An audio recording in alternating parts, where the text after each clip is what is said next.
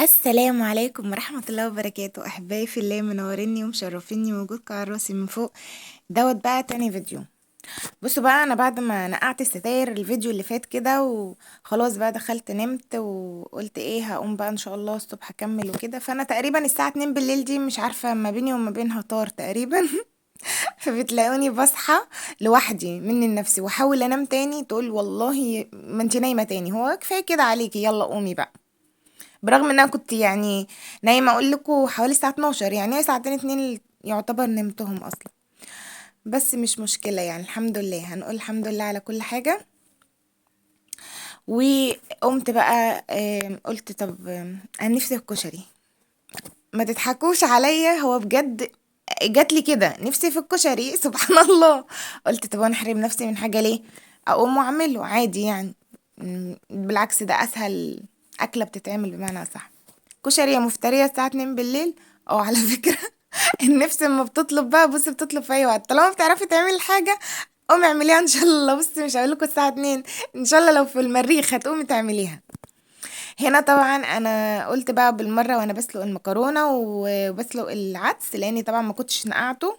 انا مره واحده كده هي طقت في دماغي وقلت اعمله. قلت بالمره ايه بقى، طالما كده كده انا يعني بعمل حاجه في المطبخ، اعمل حاجه برضو جنبها في الحمام، اللي هي غسيل بقى الستاير وكده.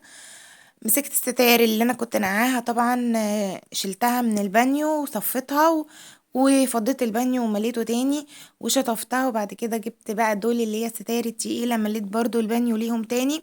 وقلت انقعهم بقى ايه لحد بقى ما اخلص اللي انا بعمله. وكده كنت ايه نقعتهم بالمنظر دوت اهو. وديت الستاير اللي اتغسلت وايه، والمفروض بقى انها تتنشر. هنا بقى قلت ايه اجي اكمل بقى بقية الكشري بتاعي.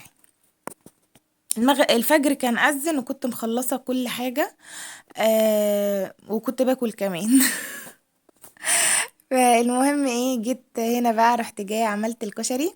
الكشري بالطريقة اللي انا بعمله دي سهل جدا يا جماعة، وسريع جدا جدا جدا فوق ما تتخيلوا. انا حطيت حلة، حطيت فيها المكرونة تتسلق على البوتاجاز، وحطيت الحلة التانية العدس بيتسلق على البوتاجاز. انما الحلة دي بقى دي بعمل فيها يعتبر 3 في 1. بحط فيها الاول شويه زيت كده، وبعد كده بنزل فيهم بالشعريه احمرها واديها لون. وبعد كده بروح نازله عليها بالعدس اللي انا سلقته وصفيته، واروح جايه برضو مديها تحميصه كده معاه عشان خاطر لو في بقايا ميه في العدس تنشف. وبعد كده بروح جايه حاطه الرز. واول برضو ما الرز كده احس ان هو ايه ابتدى ان هو كل حاجه فرفرت مع نفسها، اروح بقى نازله عليهم بالميه. وهنا بقى كنت بعمل الصلصه. بصوا الاول قبل ما اجيلكوا على الصلصه، هنا دوت تفريز الليمون دوت بالطريقه دي حلوه قوي. هو انا يعني مش انا اللي مخترعاها، انا شفتها وقلت اجربها، لان الليمون كان عندي معظم الوقت بيبوظ. فقالوا جيبي ميه وحطي فيها الليمون والدنيا هتظبط. فمشيت وراهم والدنيا الحمد لله الى حد ما ظبطت. فيلا بقى نرجع للصلصه. الصلصه انا بعملها عباره عن ايه؟ عباره عن بتجيبي حتة تومة بتشوحيها، وبعد كده بتنزلي عليها بالخل. وبعد كده بتروحي نازلة عليها بكزبرة، وأول ما ريحة الكزبرة بتطلع طبعا بتروحي نازلة عليها بالصلصة. إذا كانت سايلة بتحطي السوائل، إذا كانت مجمدة زي ما كانت عندي كده وأنا مفرزاها بستنى لما بتفك وأروح حاطة عليها التوابل بتاعتها. التوابل عبارة عن كمون وكزبرة وفلفل أسود، بهارات حواوشي لو عندك. بصي، انا هنا كنت بغرب بقى طبق وكده. يعني بصي اعملي كل اللي نفسك فيه، وكل اللي انت نفسك فيه في اي وقت، ما تحرميش نفسك من حاجة. انا من العشاق بجد الكشري، بعشقه جدا جدا. وجيت عملت الدقة عبارة عن توم وليمون وخل وتوابل برضو، فلفل اسود كمون كزبرة، شوية بابريكا. وبعد كده بروح حاطة عليهم صلصة زي الصلصة اللي انا عاملاها دي معلقتين، وبروح مزودة شوية مية صغيرين. وبتتعمل معانا كده احلى دقة في الدنيا ممكن ان انتوا تاكلوها. هنا بقى كنت خلاص بقى طبق الكشري بتاعي انا عملته عشان اكل خلاص. انا بصراحة بقول لكم كنت نفسي فيه بطريقة مش طبيعية، يعني ممكن اول مرة تحصل معايا ان انا اقوم بالليل كده ابقى نفسي في اكلة واعملها بالليل يعني. صعبة يعني. انا كنت ممكن اقل حاجة أنا مثلا اي سندوتش، اكل حاجة حلوة، اكل فاكهة. انما ان انا اعمل كشري واكله في الوقت ده، لا انا مستغربة نفسي بصراحة، بس يلا عادي مش مشكلة. بس بصوا بقى ريحته تفتح النفس، وطعمه وهو بقى سخن لسه، بصوا تبقى الحاجة كده يعني، بصوا مقولكوش. فانا هنا بقى بصراحة ما استنيتش ان انا حتى افصل الكاميرا، وقعدت كلت قدامكم يعني. يلا تاكلوا بقى معايا بالهنا والشفا. احلى طبق كشري ممكن تاكلوه، واسرع طبق كشري ممكن تعملوه. خلوا بالكم انا بعمل برضو الكشري اللي هو الحلة الواحدة ده، بس اللي ما بحبوش فيه شوية ان هو المكرونة، بحس انا بحب ان انا اسويها لوحدها عشان اديها السوى اللي انا انها تبقى طرية. انما لما بعمل في كله في حلة واحدة، بحس شوية ان المكرونة ما استوتش، ما خدتش راحتها في السوا قوي، بحس انها فيها مدغة شوية كده. فعشان كده بصراحة يعني مش بحب الكشري الحلة الواحدة قد الطريقة اللي انا بعملها دي. هي التاني هي حلة واحدة، والتانية حلة الصلصة وخلاص على كده. لا بس لا مش عارفة، انا بحب الطريقة دي احسن. وطبعا كل واحد ليه ذوقه وليه اختياره وليه طريقته في الاكل. هنا بقى كان الفجر أذن، اتوضيت وصليت وقلت يلا بقى الهمة والنشاط. والله الشمس ما كانت لسه طلعت، كان بعد الفجر على طول. قلت ايه، بدري بدري طالما انا صاحية، اعمل بقى واخلص اللي ورايا. وفي اليوم ده انا حرفيا حرفيا انا كنت بموت في نفسي، مش هقول لكم بهد في نفسي، نفسي انام نوم بالليل. يعني انا بسجل لكم في الوقت ده، والله والله انا صاحيه الساعه 1:30 برضو، برغم ان انا بقول لكم انا كنت بحاول ان انا اموت نفسي عشان انام. انا نفسي بجد انام، نفسي اعدي مرحله الساعه 2 بالليل دي شويه. نفسي انام، نفسي اتنيني مواصله لحد الفجر، يعني نفسي ابقى بني ادمه طبيعيه. يعني كل اللي بتمناه ان انا ابقى بني ادمه طبيعيه، بنام طبيعي في اي وقت.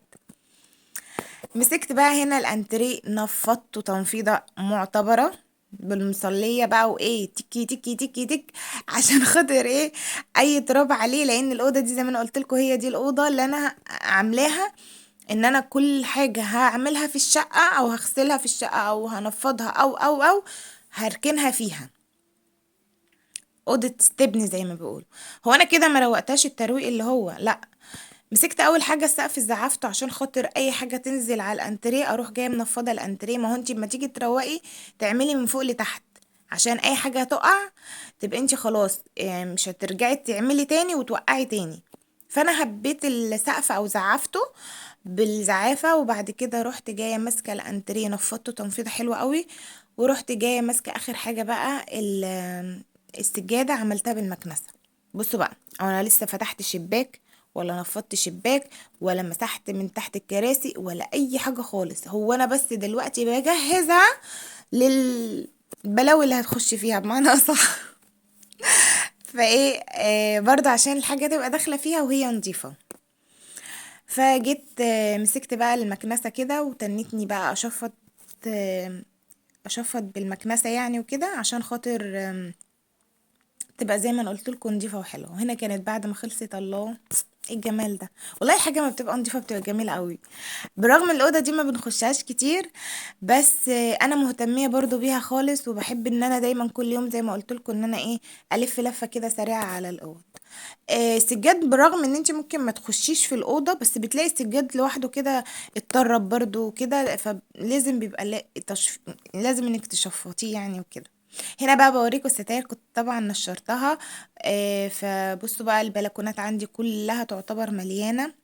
في حبال عندي ناقصة في البلكونات اللي فاتت ديت، انا عايزة ابقى اعملها برضو، برغم ان الحبال دي اصلا ما كانتش عندي، جوزي لسه كان عاملها. يوم الروتين اللي انا كنت بعمله لكم بالليل، قلت له عشان انا هغسل الستاير كلها ومش هستنى زي العيد بقى. البلكونه اللي هناك دي هي دي الاساسيه عندي اللي بنشر فيها باستمرار. يعني كنت بقول بلكونه واحده على قدي، مش ضروري كل البلكونات دي بستخدمها في ايه، ان انا مثلا اكون غاسله سجاد. او الاول يعني اول ما اتجوزت انا كنت اوقات بغسل السجاد هنا، بس طبيعي انا بقيت اغسل السجاد هنا وبقيت اوديه المغسله. فبقيت مثلا اطلع السجاد اهويه، اطلع مثلا اي فرش اهويه. فهو المكان الحمد لله واسع وحلو يعني. البني ادم فينا بيحب الوسع، ان الحاجه تبقى ربنا يعني ايه موسعها عليه وكده. فهي بالرغم ان المساحه بتاعت البلكونه عندي مش واسعه، ضيقة، بس الى حد ما عندك حاجة بتقدري تطلعي عليها يعني. ف وريتكم بقى ان انا الستاير كنت خلاص عملتها، وهنا دخلت بقى ايه، اوضه اوضه كده، استهديت بالله وسميت. رحت قلت ايه، هخش بقى كده اوضه اوضه، اروح جايه شايله منها السجاد بتاعها. بس طبعا قبل ما اشيله لازم اكون مشفطاه حلو جدا بالمكنسه، عشان ابقى شايلاه بقى نضيف وكده على الفرشه على طول. هنا بقى بصوا، انا بشفط وفي امان الله دروب راح النور قطع عليا في الاوضه دي. اسكت ما سكتش، انا كملت، بس كملت حاجات بس شفتوا الضلمه، حصل ضلمه كده مره واحده. ده بقى كان بعد ما النور جه، كملت برضو عادي. بس انا بقى والنور قاطع عملت ايه، مسكت الركنه، كان المخدات اللي عليها كلها شلتها، والسلم عندي مسحته انا وسلفتي. يوميها والنور قاطع برضو، والله عملنا الحاجات دي. قلنا بقى ايه يعني، الواحد انت عارفين لما بيبقى متشجع شوية ويجي يقعد جسمه هيريح، فلا على ايه. انا فتحت الشبابيك برغم ان انا طبعا شايله بقى الستاير، فالدنيا بالنسبه لي حره شويه، بس مش فتحتش ما فتحتش الازاز، انا فتحت بس ان انا انور يعني، فتحت الشيش وقفلت وسبت الازاز زي ما هو مقفول. مسحت السلم انا وسلفتي، ومسكت المخدات بتاعه الركنه والفرش اللي على الركنه نفضته. انا كنت غسلاه على فكره، وكنت يوم ما قلت لكم ان انا كنت شايله السجاد ومطلعاه يتهوي في البلكونه، انا كنت في الوقت ده فعلا غسله برضو الفرش بتاع الركنه، وكنت حاطه له بديل بتاعه. فجيت يوم ما فرشت بقى شلت السجاد وفرشته ومسحته وكده، فرشته برضو فهو نضيف خالص. يا دوب شلته بس نفضته كده، وبرضو ما نفضتش الركنة التنفيضة اللي هي لسه بقى هنعمل برضو روتين اللي هو التنفيض بقى، إن كان شبابيك ولا ركن ولا لسه هنعمل كل ده مع بعض. ف انا يا دوب بس شلت المخدات، عشان طبعا الركنه بتاعت الصاله دي لازم ان انا ازقها عشان اعرف اجيب السجاد من تحتها. كده كنت شلت بقى كل السجاد اللي في الشقه، ورحت جايه بقى ايه كنسه الشقه. بصوا يعني انا الارض بالشكل اللي انتوا شايفينه ده بتلمع وجميله، لان انا قلت لكم كنت عاملاها من قريب وما كانش فيه تراب كتير. يعني بصوا كل التراب اللي طلع من الصاله ومن الاوض هم الشويه اللي انتوا شايفينهم دول. ف يعني الحمد لله ما كانش فيه تراب كتير. بس برضو مسكت الشقة كلها، كنستها. ما انت عشان تقعدي بقى في مكان لازم تقعدي في مكان نظيف، انت شلتي يبقى لازم كنيس، لازم مسيح، عشان برضو معاكي اطفال.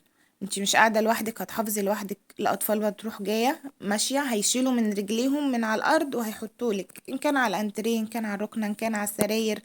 فلا نتجازى كل ده.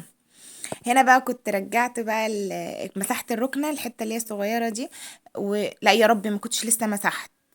انا في الوقت ده زقيت الركنة و...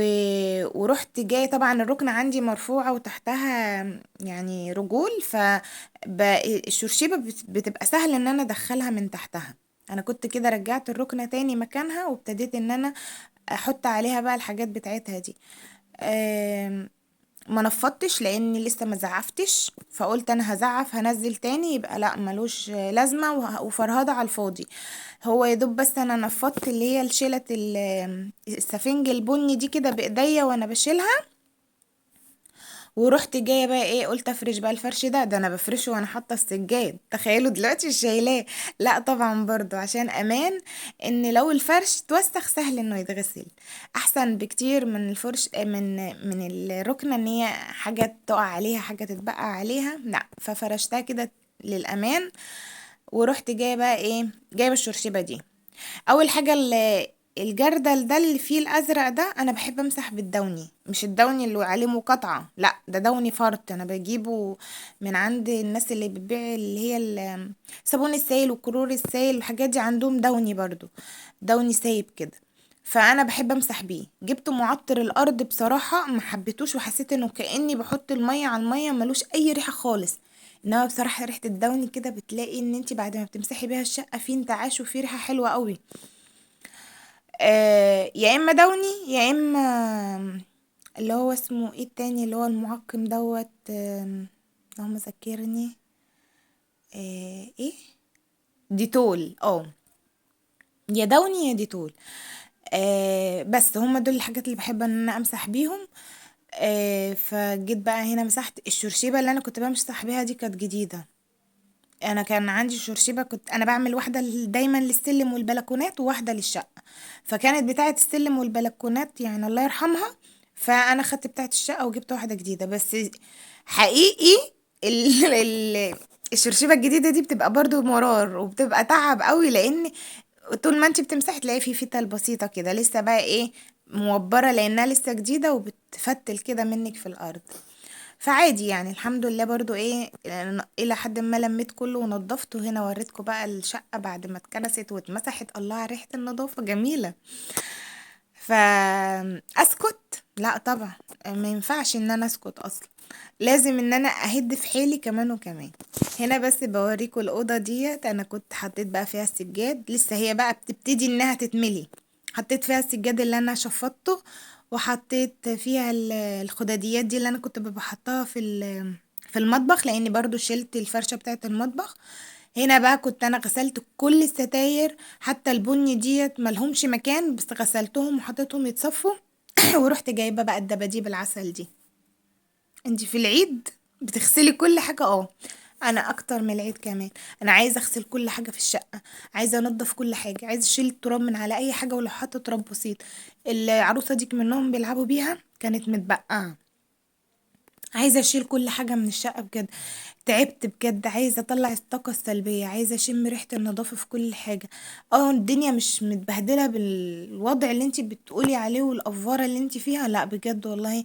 انا اكتر واحده حاسه باللي انا حاساه، فعايزه ان انا على قد ما اقدر احس بريحه النظافه واطلع اي طاقه سلبيه. داخلين بقى دخلة شتاء، فكله بقى يبقى مع بعضه وكله يبقى حلو. وبكده يكون ده نهاية روتين النهاردة. استنوا بقى الروتين الجاي، ويا رب يا رب يكون الفيديو عجبكم. ولو حد عنده دعوة حلوة يا ريت تدعوها لي. آم، استنوني في فيديو جديد. إلى اللقاء.